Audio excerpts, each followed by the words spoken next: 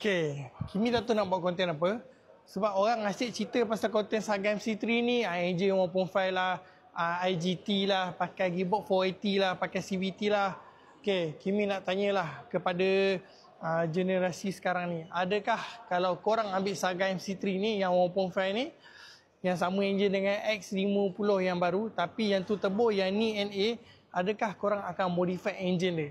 Ada lagi ke orang main modify engine ni? Macam ni NA tiba-tiba dia masuk terbukit. Ataupun korang main lampu Tom Yum, main accessory, tambah skirting lah, tukar sporim tu normal.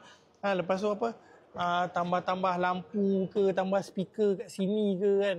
Korang kan suka tambah-tambah speaker, gantung-gantung macam apa? Macam UFO tu. Cuba korang komen. Ada lagi ke player-player yang main modification engine ni? Cuba korang komen, Kimi nak tahulah.